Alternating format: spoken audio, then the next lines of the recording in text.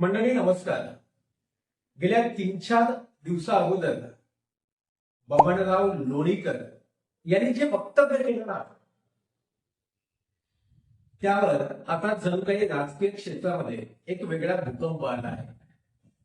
पण माझा एक साधा सोपा प्रश्न आहे की बबनराव लोणीकरांचं नेमकं काय? म्हणजे बबनराव लोणीकर असं म्हणाले बोलता बोलता, जे लोक टीका करतात त्या टीकेकरांना उत्तर देताना लोणीकर असं म्हणाले की जे लोक व्हॉट्सअपवर मेसेज करतात किंवा आमच्यावर टीका करतात त्यांच्या बापाने वर्षाचे 6,000 रुपये आम्ही देतो. त्यांच्या बापाच्या अंगावर जो शर्ट आहे, सदरा आहे, तो आम्ही दिलेला आहे. आया बहिणीकडे 1,500 रुपये दर महिन्याने आम्ही देतो. माझा एक प्रश्न आहे की बबनराव लोणीकर नेमकं काय चुकीचं बोलले? प्रधानमंत्री किसान सन्मान योजनेअंतर्गत शेतकऱ्यांनी वर्षाचे 6,000 रुपये मिळतात. हो, मिळतातच. 1,500 रुपये दर महिन्याला आमच्या आया बहिणींना दिले जातात. हो, अर्थात दिलेच जातात.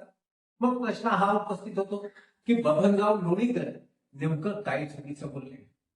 तोच प्रश्न आणि त्याच्यावरच आपण चर्चा करणार आहोत. तर तुम्ही चॅनलला सबस्क्राईब केलं नसेल तर मात्र तेवढं करून घ्या ही नव्हतं विनंती. तर मंडळी, बबनराव लोणीकरांनी बोललं की जे 1,500 रुपये आम्ही आया बहिणींना देतो, माझा प्रश्न आहे लोणीकर साहेबांना, हे 1,500 रुपये तुम्ही देता मान्य, पण हे 1,500 रुपये तुम्ही काय रोजगार हमीच्या कामाने जाऊन आम्हाला देता का?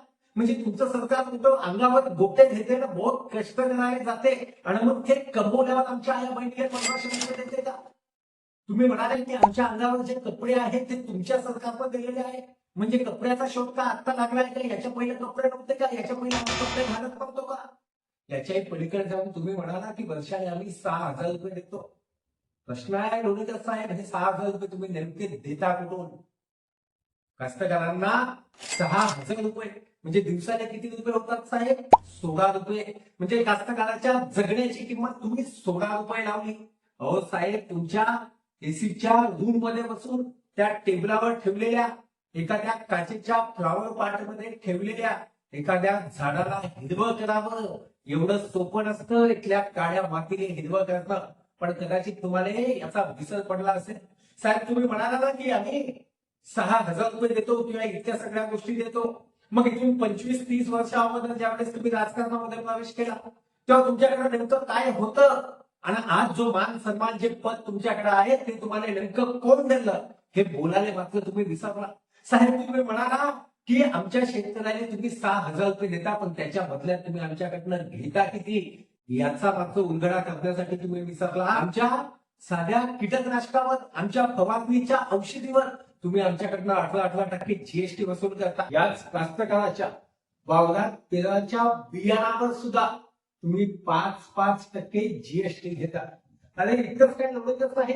आज विदर्भामध्ये बोगस बियाणं भेटलं म्हणून कित्येक कास्तकाराचं तूर वापरलं नाही, कित्येक कास्तकाराची पराठीच वापरली नाही. पण तुम्ही याच्यावर बोलायला मात्र विसरला. तुम्ही फक्त बोलायला विसरला नाही, तर तुम्ही हे देखील विसरला की तुमच्या आयुष्यामध्ये जो आज मान आहे, तुमच्या आयुष्यामध्ये जो आज सन्मान आहे ना, तो याच कास्तकारामुळे आहे हे देखील विसरला. पण दोष तुमचा नाही साहेब, तुमचा दोष नाही, दोष तर आमचा आहे. दोष आम्हा जनतेचा आहे, कारण आम्ही विसरलो होतो. कारण ज्यावेळेस तुम्ही निवडणुकीच्या प्रचारामध्ये ज्यावेळेस तुम्ही आमच्याकडे मतं मागायला आले होते ना, त्याच वेळेस जर का आम्ही आमचं गाठोडभर कापूस तुमच्या पुण्यामध्ये टाकला असता आणि तुम्हाला विचारलं असतं की आमच्या कापसाच्या भावाचं काय झालं, आमचं पोतभर सोयाबीन आम्ही तुमच्या पुढे टाकलं असतं आणि तुम्हाला विचारलं असतं की आमच्या सोयाबीनने कधी भाव भेटणार आहे. घरामध्ये चुलीपाशी बसलेलं 25-30 वर्षाच्या बेरोजगार पोराचा कॉलर पकडून त्याने जर का तुमच्या पुढे आणलं असतं आणि विचारलं असतं की माझ्या पोट्याने रोजगार देणार तरी.